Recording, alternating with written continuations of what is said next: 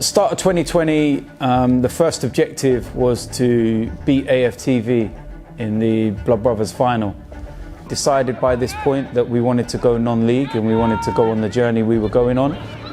Winning the league now, only the first game of the season, don't take it for granted. Like, this league is going to be a bit tough. Open up then, this turn. Oi, press, come on! It's right time. Bit nervous though, can't. Wake the f*** up! And that's exactly what we want. We want to send a message to the rest of this league. We want to be ruthless. One push out, Jermaine, you're off.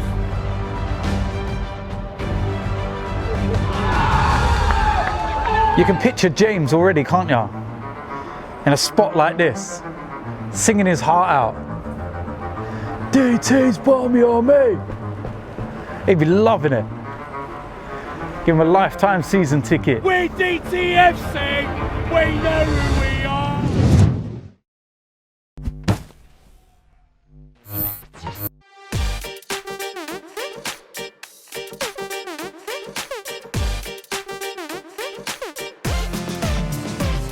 Hello boys and girls, so it's finished Arsenal 3, Newcastle 0. How nice is it to watch a game and we're not stressed out and it's just nice and relaxed and everything else. I saw everybody panicking at half time because it was 0-0. And I was sitting there and I was thinking, why are you all moaning? Why are you all sitting there getting edgy? When we played Newcastle at the Emirates last season, it was 0-0 at half time. We went on to win that game 4-0. We done enough in the first half to suggest that if we just stepped up the intensity a bit and we was a little bit more direct, then we would open Newcastle up in the second half. And by 60 minutes, the game was done at 2-0. I see people criticising Aubameyang. Now, I actually didn't think that he would start tonight's game, given his recent run and everything else. But then I understood why he did start, because Martinelli has only just come back, you know, from his long-term injury and then a couple of little niggles along the way. So it was understandable. And then he missed that chance in the first half, and already immediately all you saw on social media was people slating him. Even Arsenal fans. You can be critical, but some people were just out and out abusive. And I'm like, really? It wasn't even, you know, an easy chance that he missed. If you watch it again, it took a wicked deflection. It's at full pace. On his weaker foot, he had to adjust his body. And people are talking like, you know, it was a simple tap-in. Come on, man. These same people can't even adjust their feet to get out of bed in the morning. And you want to sit and criticise Aubameyang. Behave yourself, man. Shut up. Second half, Aubameyang goes and scores. What a brilliant goal. And I'll tell you what was the big highlight of this as well. Not the fact that he scored and everything, because I'm buzzing that he did. It was Thomas Partey. Now, what he did was so simple. It looks so easy. But believe me, if you've been watching us for long enough over a considerable period of time, you'll realise that that's not. You know, I'm not being disrespectful here, but if that was Mohamed El Neni, it would have probably gone backwards. But Partey brings it down outside the foot, ping, straight into your path. There you go, Pierre, one-on-one with the defender. Go and do what you do. Shifts it on his left, bang. There you go. That's not the finish of a man that's lacking confidence. And then a goal made in Hale End. Emil Smith-Rowe brought that pace and injection to that move in particular. Superb run. Twisting and turning, cut back, Saka, game over. And then it was just very, very comfortable. Partey come off. And I think, again, that's understandable when you think that, you know, how long he's not played football on a consistent basis in months. So it's another 65 minutes or so in the tank. Off you come. Get ready for the next game. And then Cedric. You know, brilliant play down that right hand side, and he was excellent tonight, by the way. You know, there was some talk about it maybe being out of play, but it wasn't. The whole ball has to go out. And Aubameyang, tap-in. Now that is a tap-in. If he misses that, then you can be critical. Because yes, that is genuinely a tap-in. But it's, you know, in the back of the net. Comes off. Job done for the night. And it's just very, very simple. And it was very nice. And what I look at as well, and this is what I try and take for the positives and stuff like that, because there's people out there that are very critical and very quick to be critical. We've now, what's that? 5 wins in our last 6 games? 5 wins in 6. 1 draw. No defeats. We've also kept 5 clean sheets in a row in all competition for the first time since 2009. 2009 was the last time we kept 5 clean sheets in a row. So we're clearly sorting out the defensive deficiencies.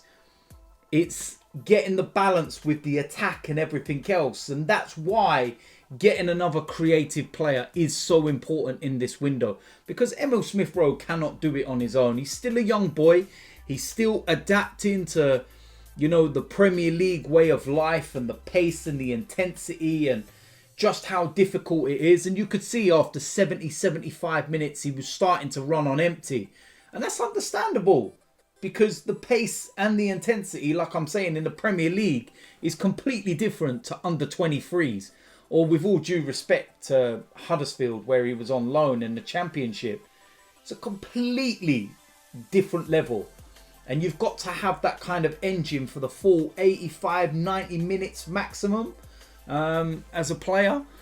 But listen, it'd be interesting to see how much ground he covered tonight. I'd probably say, given his recent coverage and performances, probably around about 10.5k for the period of time that he was on the pitch, which is very, very good for his position.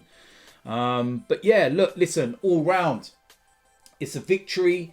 It's 3 points in the bag. We are now in the top half of the table. I can actually look at the table and see Arsenal without having to scroll down. It's there.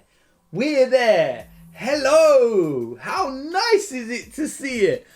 But look, listen, we know that there's, you know, lots of things to deal with, lots of things to sort out. We still need to go and, you know, get our business done in this window. We still need to, you know, get rid of Sokratis. You know, Ozil is all but done now.